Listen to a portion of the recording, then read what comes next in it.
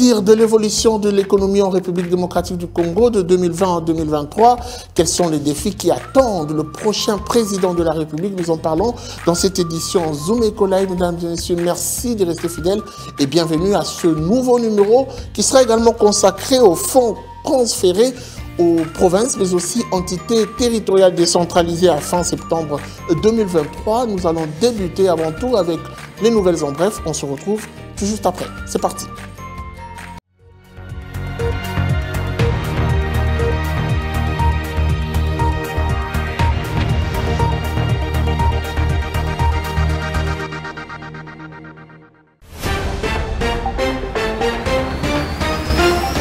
Les cobaltes, l'un des principaux produits miniers exportés de la République démocratique du Congo, devrait enregistrer une légère hausse de prix sur le marché international au cours de cette semaine.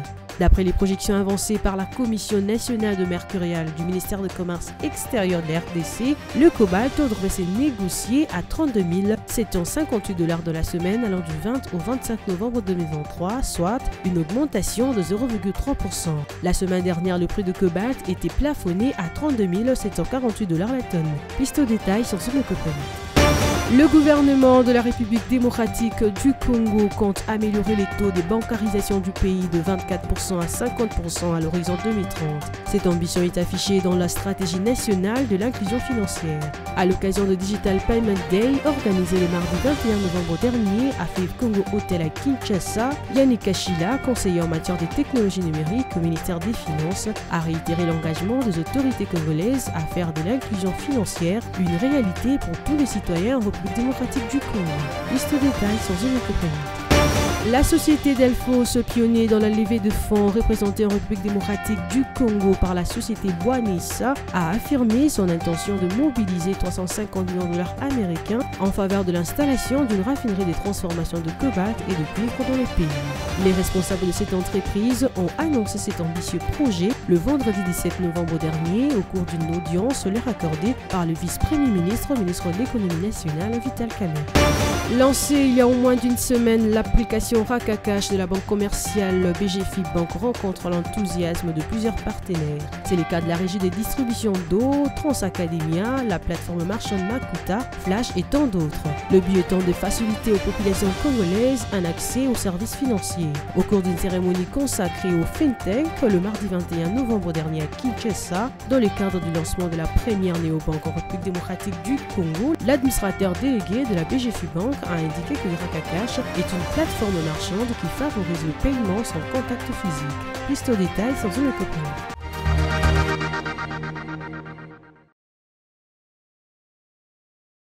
Les chiffres clés, c'est tout de suite avec Judith Tunamaka.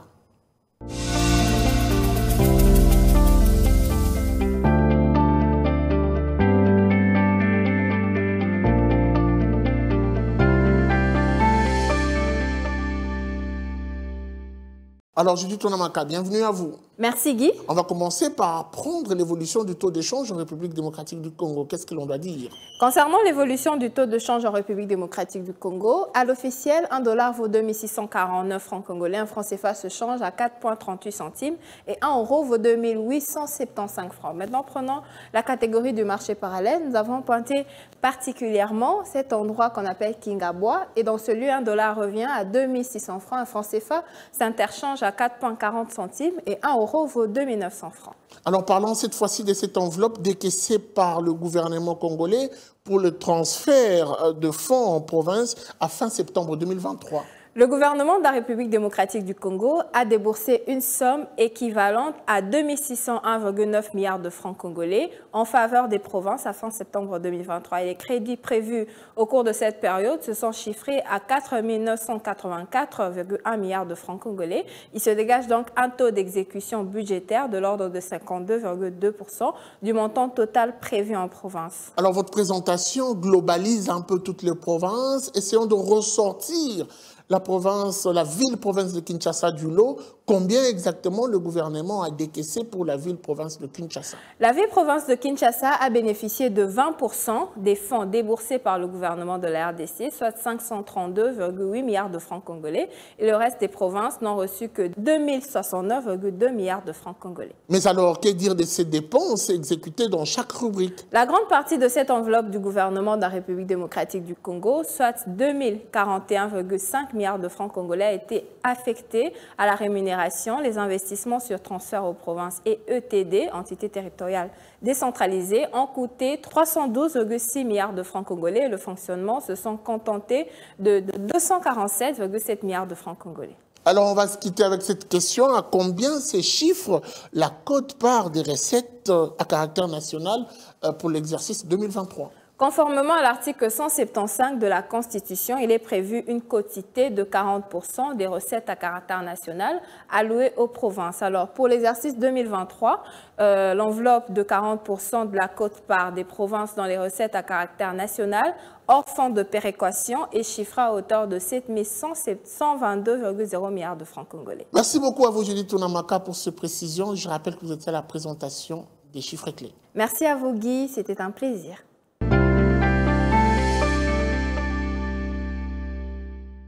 Le dossier du jour fait un zoom sur l'évolution de l'économie de 2020 à 2023. Il nous sera présenté par Judith Piombo qui sera avec nous tout de suite après ceci. Suivez.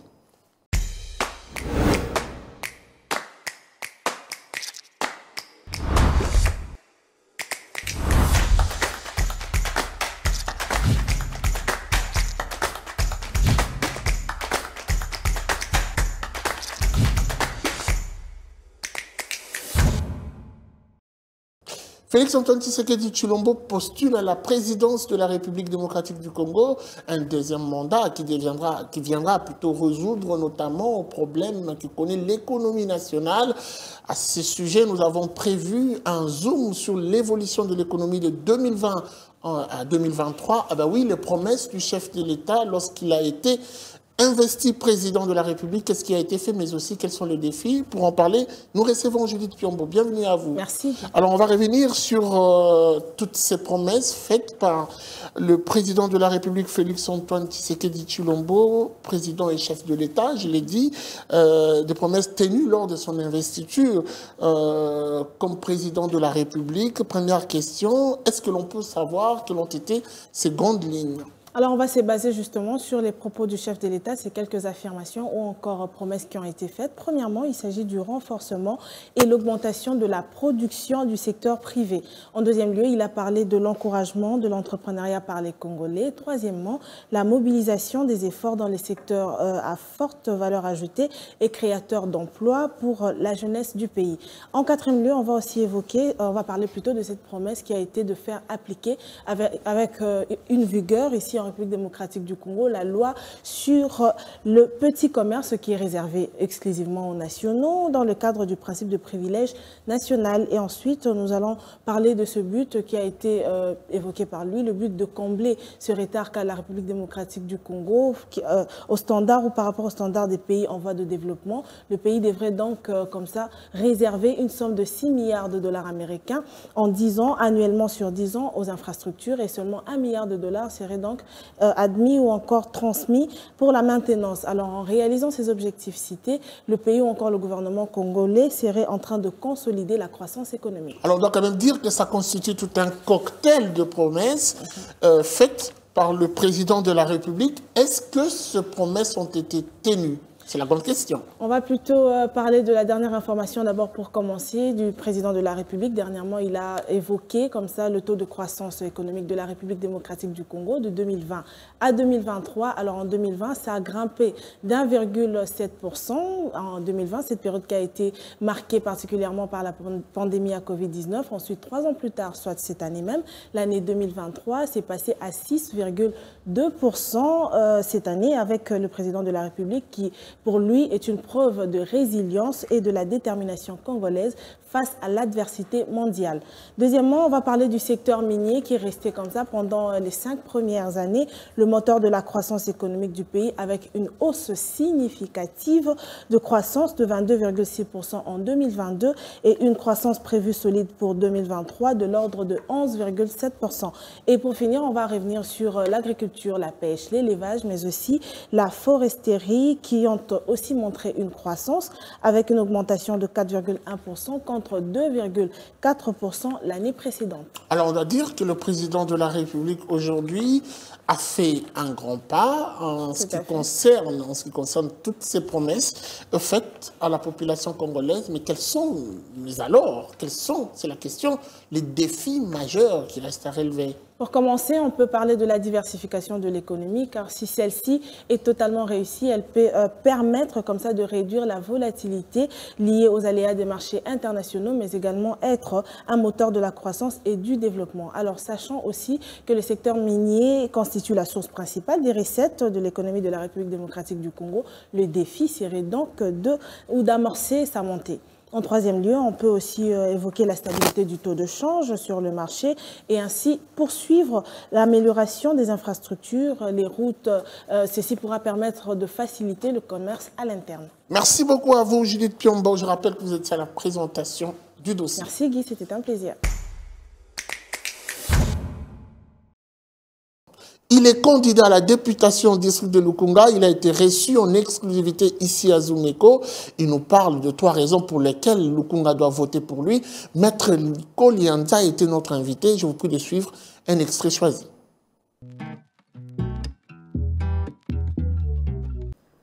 Bana Lukunga, Bana Kitambo. Nazali candidat député national numéro 286 et Nazali candidat député provincial numéro 22. Na vision na biso tolobi mokili ya sika. Mokili ya sika lolenge ya sika ya kolobela Kitambo, lolenge ya sika ya kolobela Lukunga, lolenge ya sika ya kosala pona Lukunga. Tozali na bino elongo oyo bavandaka na Lukunga bayeba batuna bakende kotala okomona ki candidat ya malamu na bao nyonso pe bakozala ya malamu mwana na bino ndeko na bino papa na bino leki na bino yaya na bino Nicolas Lianza Likwale azali na makoki bopesa ye oya bino chance oya bino voix pona a défendre bino ndenge longo bani candidat nanga amo a Congo mama ba connaît mama Marthe papa bango kombone Vechichi. Ndako na bango toyebi place ezala. Candidat na ngai kombone Félix Antoine Tshisekedi Tshilombo. Numéro 20. Tobande ko benge Fachi Beton. Excellence Patrick Molobi tozo benge Fachi Fondation.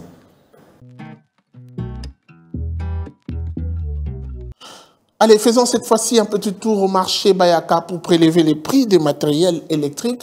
Naomi Kandé s'est déplacée pour vous. Elle vous ramène des précisions avec chiffres à l'appui. C'est parti avec Zumwende.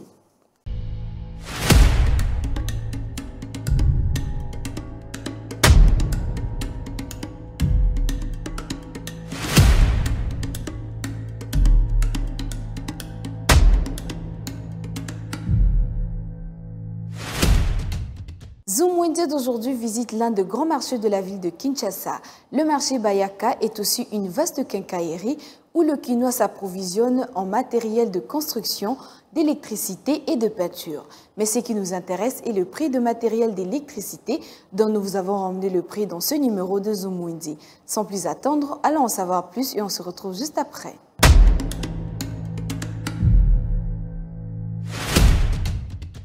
Débutons ce nouveau marché avec une pince universelle qui se vend à 7600 francs. Un tester se vend à 1500 francs.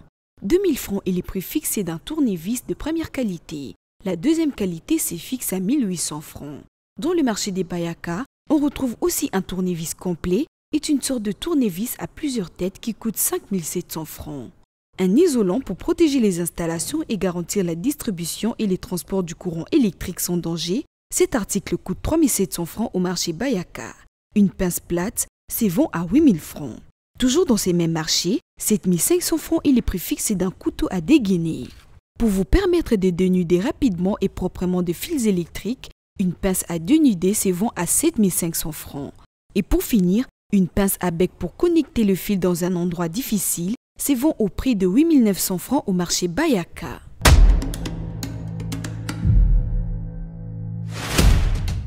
Merci de nous avoir suivis sur Zoom Wednesday. Prenons rendez-vous pour un prochain numéro. Au revoir.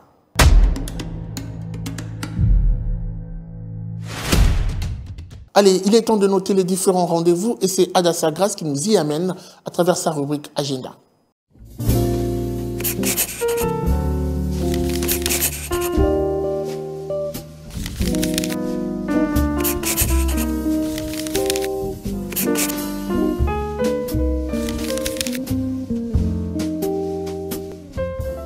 Bienvenue à l'agenda. Voici les entrées du jour.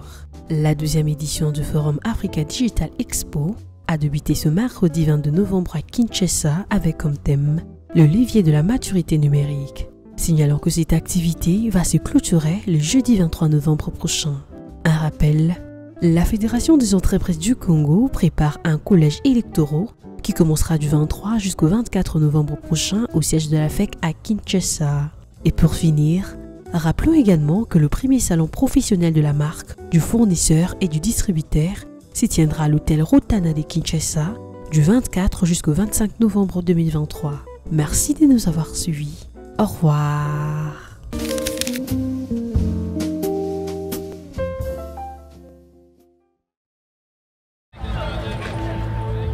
C'est art de se tirer d'affaire, de faire face à la crise, de bricoler, de trouver des solutions avec ce qu'on a sous la main. Un art dans lequel les Congolais ont développé un savoir-faire particulier. Article 15. Débrouillez-vous pour vivre. Bientôt sur Zomeco TV. Article 15 nous présente un métier de subsistance qui se pratique à Inongo, principalement dans la province du Maïndombe. En tout cas, nous vous prions de suivre religieusement ces reportages et nous allons nous retrouver juste après.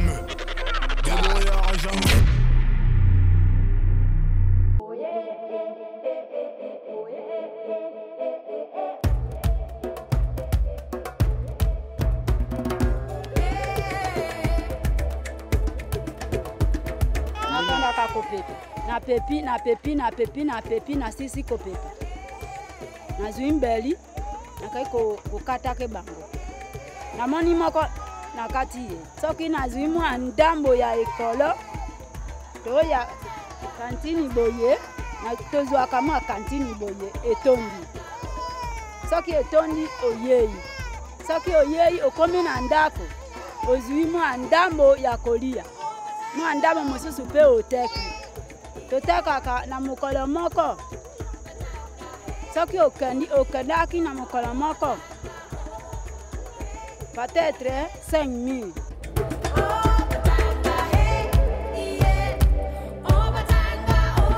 Biso pe toza na kwanga te kwanga na biso eutaka kaka na mbongo mwa 5 000 wana okele okanga kosomba kwanga boye kolia yo na bana.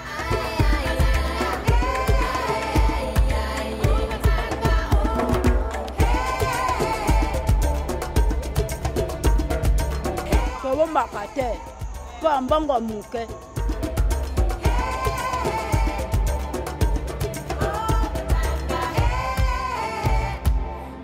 ante mwani mbeli ya nkondi bohola bokumi bokambami yompa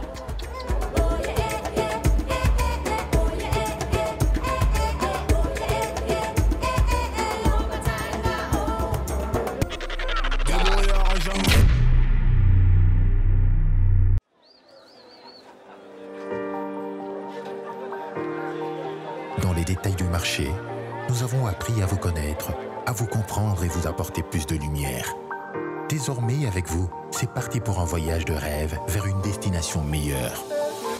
Ensemble, découvrons le civisme fiscal et la bonne gouvernance dans la gestion de la Res Publica grâce au décryptage de l'actualité économique du pays avec des chiffres clés.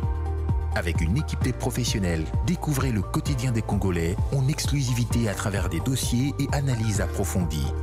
Zoom Eco TV, la référence de l'actualité économique en RDC.